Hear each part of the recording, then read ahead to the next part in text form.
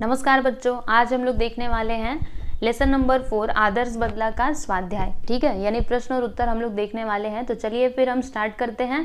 देखिएगा बच्चों, यहाँ पे पहला का क्या दिया है, कृति पूर्ण कीजिए। इसमें क्या दिया है कि साधुओं की स्वाभाविक विशेषता। तो साधुओं की कौन सी स्वाभाविक विशेषता होती है? तो एक स्थान से दूसरे स्थान पे जाते रहना और भजन तथा भक्ति गीत गाते और बजाते रहना। ठीक है, फिर यहाँ पे अगला है, लिखिए क्या लिखना है। तो पहला यहाँ पे दिया है कि आगरा शहर का प्रभातकालीन वातावरण। इसका उत्तर देखिएगा, कैसा था वातावरण सुबह का? प्रभातकालीन यानी सुबह का वातावरण। तो फूल झूम रहे थे, पंछी मीठे गीत गा रहे थे, पेड़ों की शाखाएं खेलती थी, पत्ते तालियां बजाते थे। ठीक है, देखो यहाँ से यहाँ तक। फिर यहाँ पे दूसरा है कि साधुओं की मंडली आगरा शहर में यह गीत गा रही थी। तो कौन सा गीत गा रही थी बच्चों? सुमर सुमर भगवान को, मूरख मत खाली छोड़ इस मन को। ठीक है, अगला यहाँ पे है शब्द संपदा में। देखिएगा, लिंग बदलिए। अभी आपको लिंग बदलना है, यानी अगर स्त्रीलिंग रहेगा तो पुल्लिंग करो, अगर पुल्लिंग रहेगा तो स्त्रीलिंग करो। ठीक है, तो साधु का क्या होगा बच्चों? साध्वी हो जाएगा, है ना। नव युवक का क्या होगा? नव युवती। ठीक है, महाराज का महारानी और दास का क्या हो जाएगा? दासी। ठीक है, इस प्रकार से लिंग बदला जाता है। याद रखना, कभी आपके एग्जाम में आए तो आप कर सकते हो। ठीक है, समझे ना। चलिए आगे चलते हैं। अगला यहाँ पे अभिव्यक्ति दिया है, इसमें अ है मनुष्य जीवन में अहिंसा का महत्व। इस विषय पर अपने विचार लिखिए। देखो बच्चों, यहाँ पे एक मतलब टॉपिक दिया है, मनुष्य के जीवन में अहिंसा का महत्व। ठीक है, अहिंसा का महत्व क्या होता है मनुष्य के जीवन में, इसे आप लोगों को बताना है। ठीक है, तो चलिए बच्चों इसका उत्तर मैं आपको बता देती हूँ। ठीक है, तो देखिए ये थोड़ा बड़ा दिखाई दे रहा है। देखो ये है, अगर चाहिए तो स्क्रीनशॉट आप ले लो, फिर मैं आपको पढ़ के भी बताती हूँ। देखो एक बार इसको।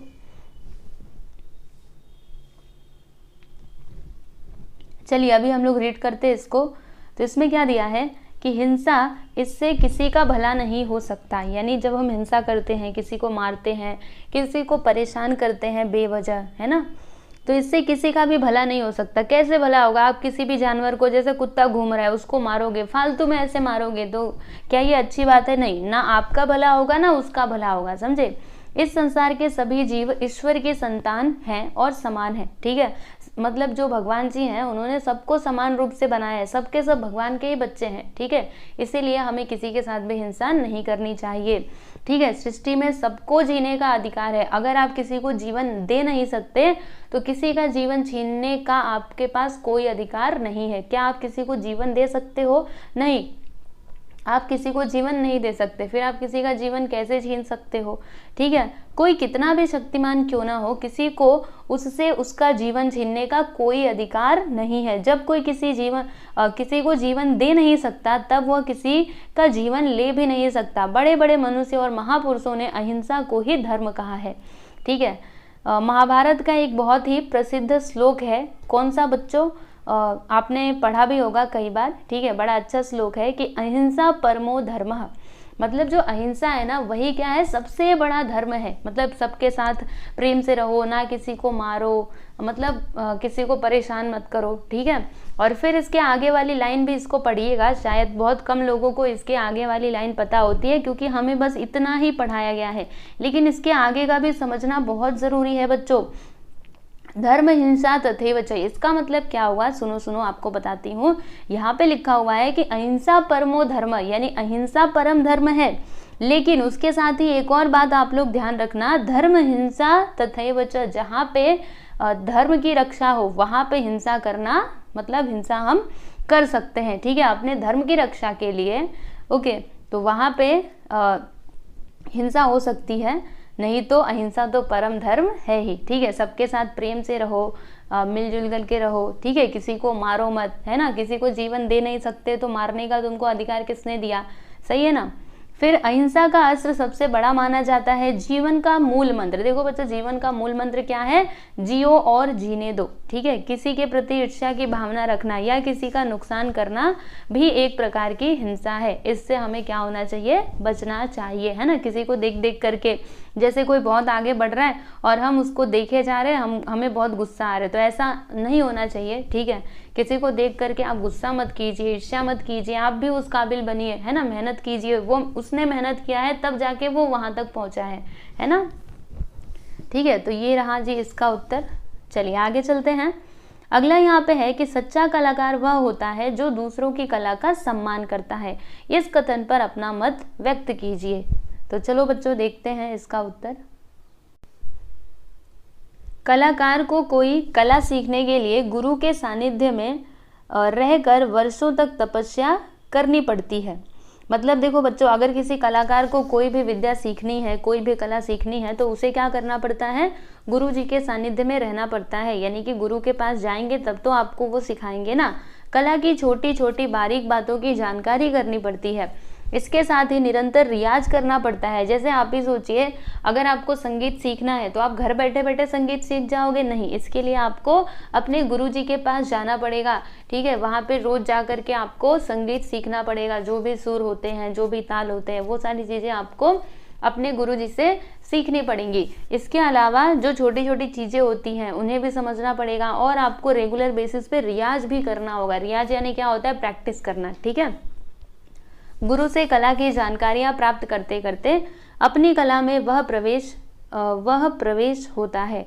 ठीक है, सच्चा कलाकार किसी कला को सीखने की प्रक्रिया में होने वाली कठिनाइयों से परिचित होता है, इसलिए उसके दिल में अन्य कलाकारों के लिए सदा सम्मान की भावना होती है। वह छोटे बड़े हर कलाकार को समान समझता है और उनकी कला का सम्मान करता है।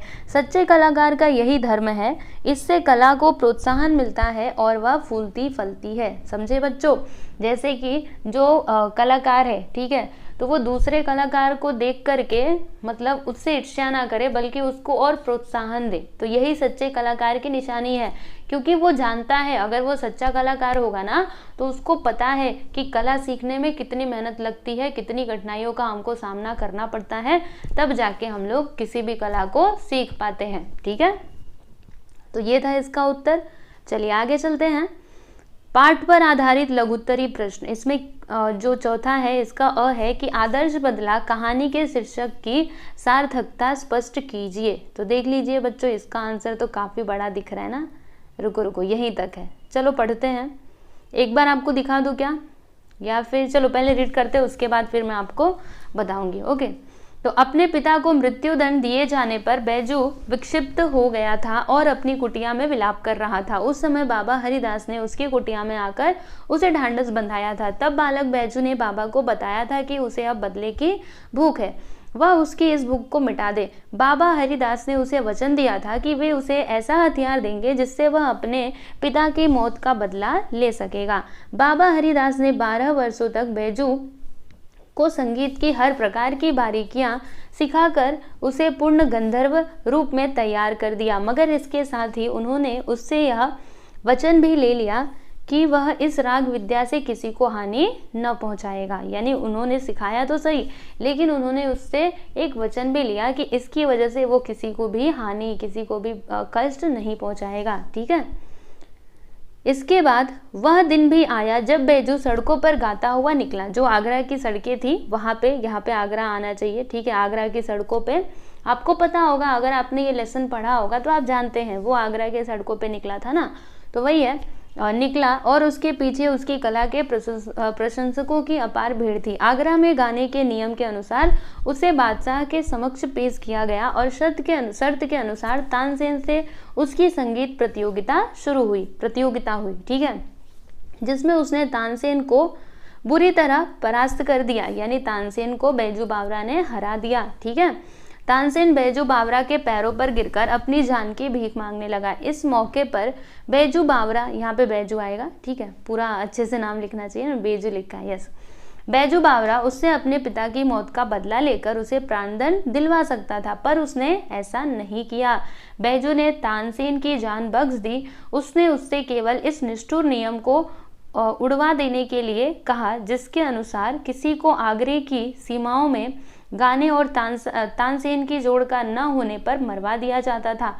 इस तरह बैजू बावरा ने तानसेन का गर्व नष्ट कर उसे मुंह की खिलाकर उससे अनोखा बदला लेकर उसे श्रीहीन कर दिया था। वह अपनी तरह का आदर्श बदला था। समूची कहानी इस बदले के आसपास घूमती है, इसीलिए आदर्श बदला शीर्षक इस कहानी के लिए उपयुक्त है। ठीक है बच्चों, तो ये था इसका आंसर। यहाँ पे हमने लगभग पूरी कहानी ही देख ली है ना। चलो आपको थोड़ा थोड़ा करके दिखा देती हूँ, पहले इसको देख लो फिर आगे का आपको बताती हूँ।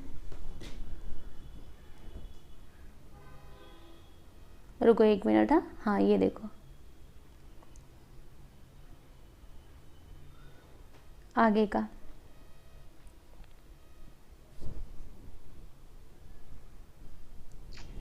चलिए अभी अगला देखते हैं। अगला यहाँ पे है कि बैजू बावरा का सच्चा पुजारी, 1 मिनट, हाँ मुझे गलती लगता है मैंने पढ़ दिया।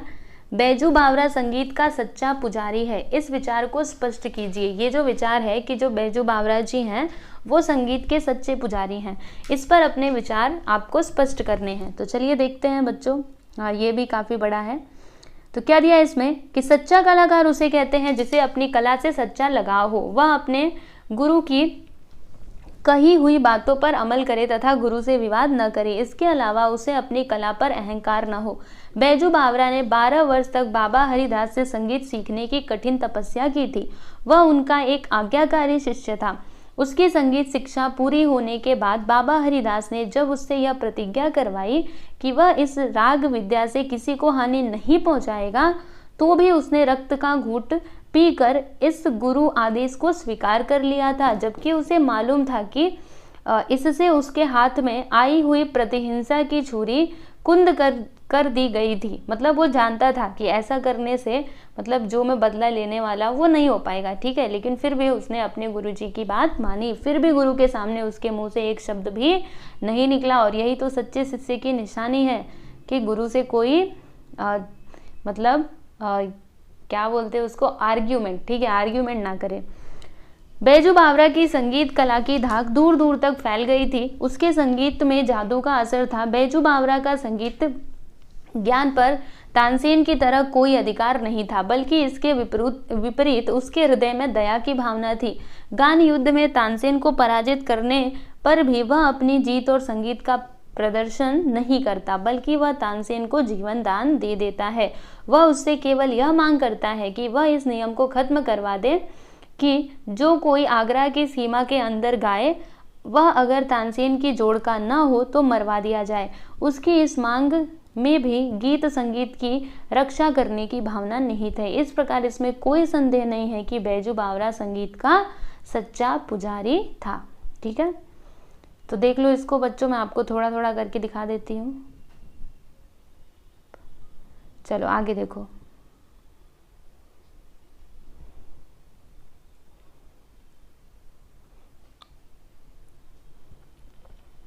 यहाँ पे देखिएगा अगला क्वेश्चन है 5वां। सुदर्शन जी का मूल नाम क्या था बच्चों? तो सुदर्शन जी का मूल नाम था बद्रीनाथ, मतलब बद्रीनाथ है। ठीक है, फिर सुदर्शन ने इस लेखक की लेखन परंपरा को आगे बढ़ाया है। कौन से? तो सुदर्शन ने मुंशी प्रेमचंद की लेखन परंपरा को आगे बढ़ाया है। किसके लेखन परंपरा को? तो मुंशी प्रेमचंद की लेखन परंपरा को। ठीक है, तो लिख लीजिएगा इसको। इस प्रकार से यहाँ पर जो आपके प्रश्न उत्तर हैं बच्चों वो होते हैं समाप्त। और मुझे पूरी उम्मीद है कि आप लोगों को ये जो लेसन है इसके क्वेश्चन आंसर समझ में आए होंगे।